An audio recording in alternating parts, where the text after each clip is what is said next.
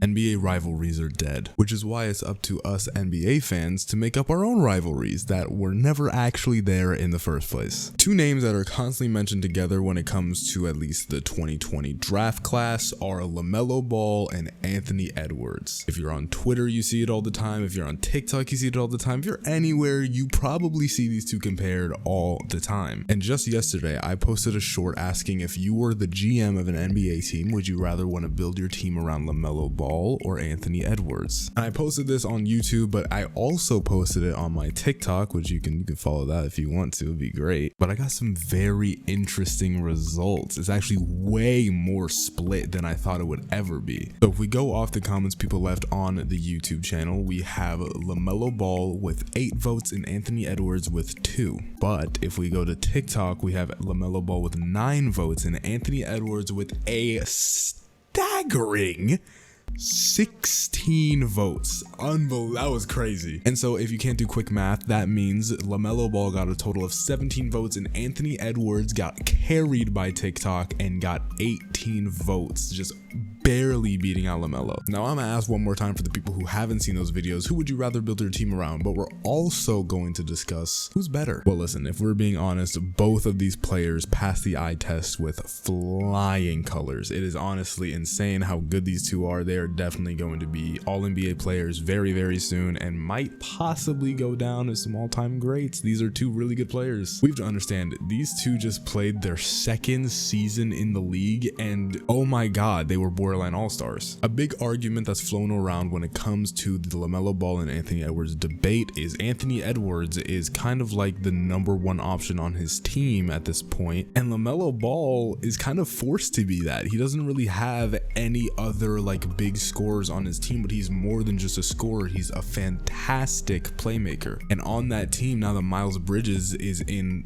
a local Charlotte prison, he has no one to really, you know, throw those fancy lobs to. You can throw it to Mason Plumlee. Are you serious right now, bro? You're gonna throw a lob to Mason Plumlee? I mean, technically you could. He's like 8 feet tall, but like it's not gonna work out. He needs better pieces around him, and LaMelo Ball, he just doesn't really have that. Anthony Edwards is literally on a contending team. He is dead ass. He is on a contending team right now and has amazing pieces around him. What's different is he has kind of become again the #1 scoring option on that team. Like he just does everything so well, but he's not really like a pass first guard. LaMelo Ball, if he was on a good team, could average like 12 assists on a season. I genuinely believe that. I mean, that man can pass the ball so well. He's an absolutely phenomenal playmaker, and it's so fun to watch him play, man. It is genuinely so pretty. But yeah, if we're gonna decide who's better, there's not really an answer. Now, if you go strictly off points, then obviously the answer is Anthony Edwards, but there's so much more to basketball than just points, and everyone knows that. Like, yeah, Anthony Edwards shot slightly better from the field, but LaMelo Ball shot slightly better from the 3. And again, we have to put into perspective the context of these two teams. LaMelo Ball is on an absolute bum roster, a lottery team. So of course, with a below average center like Mason Plumlee, he's going to be able to average almost 7 rebounds and 7.5 assists. It's just bound to happen when you are easily the best player on the team and there's no one really surrounding you other than Kelly Oubre and Terry Rozier. So yes, technically Anthony Edwards' stats are lower than LaMelo's when it comes to